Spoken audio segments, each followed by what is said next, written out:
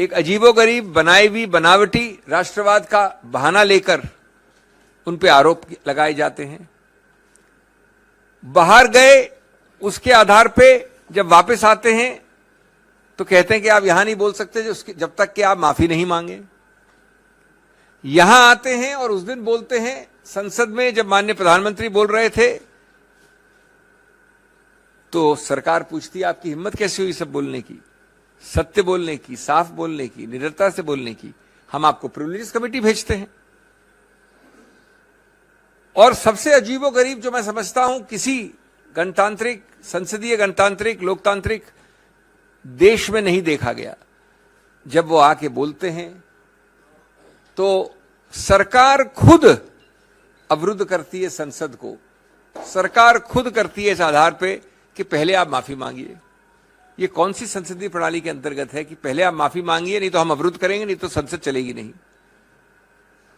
तो ये इसी प्रक्रिया का एक और उदाहरण है, जहां मुंह खोले झूठे बेमानी केसेस दायर करिए, डराइए, धमकाइए, और हम आश्वस्त हैं कानूनी प्रक्रिया में कि हम जीतेंगे, स्टे ऑफ कन्विक्शन हमें मिलेगा।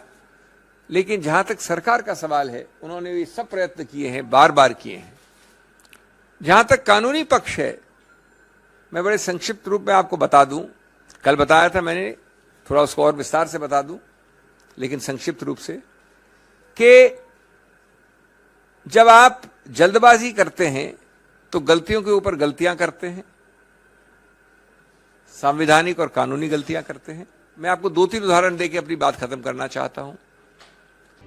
असलियत तो यह है कि सदन की इस तस्वीर को, जिससे आपकी कलई खुल गई, जिससे अडानी के आपके संबंध पर सवाल उठ गया, इसने तानाशाह को बौखला दिया था, इसने तानाशाह को घबरा दिया था। तानाशाह को समझ में नहीं आ रहा था क्या करें।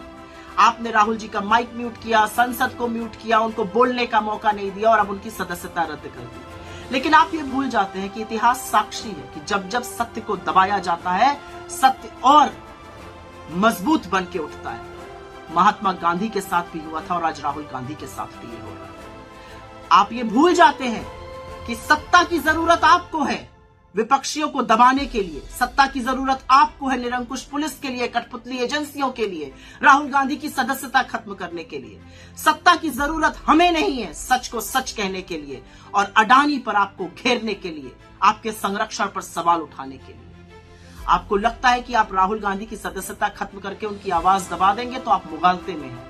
यह देश उठ खड़ा होगा और उठ खड़ा हुआ है आपकी इस तानाशाही के खिलाफ, क्योंकि तानाशाहों से सिर्फ एक बात कहनी है कि खम ठोक ठेलता है जब नर पर्वत के जाते पांव उखड़, मानव जब जोर लगाता है पत्थर पानी बन जाता है।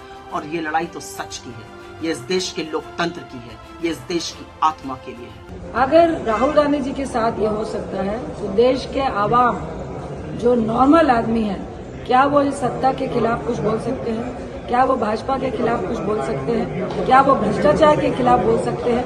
अगर आज विपक्ष के एक लीडर को इस तरह से डिस्क्वालीफाई कर दिया जाता है सदन से, जिसका कोई औचित्य नहीं बनता है, तो ये एक लोकतंत्र में बहुत बड़ा धब्बा है और ये आने वाली कल की जो पक्ष और विपक्ष की परंपरा है उसके लिए बहुत ज्यादा खतरनाक साबित होगा।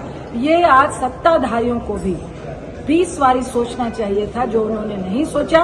हम डरने वालों में से नहीं है, राहुल गांधी जी डरने वालों में से नहीं है। हम लगातार जेपीसी की मांग और अडानी घोटाले की जांच की मांग करते रहेंगे और अब इस मुद्दे को हम देश के हर कोने तक पहुंचाने का काम करेंगे। पर ये सिर्फ कानूनी मुद्दा नहीं है, ये मौलिक तौर से राजनीतिक मुद्दा है। मैं बार बार कह रहा हूं, आज भी दोहराऊंगा, ये प्रतिशोध की राजनीति, धमकी की राजनीति, उत्पीड़न की राजनीति का एक नतीजा है, एक मिसाल है। ईडी में करीब 60 घंटे का पूछताछ हुआ, आपको याद होगा पिछले साल। और भारत जोड़ो यात्रा के दौरान ऐसे एक सवाल उठाए गए यात्रा के बारे में, राहुल जी के बारे में। उनको संसद में तो पहले बोलने दिया गया 50 मिनट के लिए, 52 मिनट के लिए, बाद में जो उन्होंने कहा उसको एक्सपंज कराया गया, और उन्होंने स्पीकर से 3 बार निवेदन की, 3 बार, 1 बार नहीं, 3 बार उनको लिखा भी कि मुझे मौका दीजिए। उन्होंने रूल भी स्पीकर साहब को बताया, 357 रूल,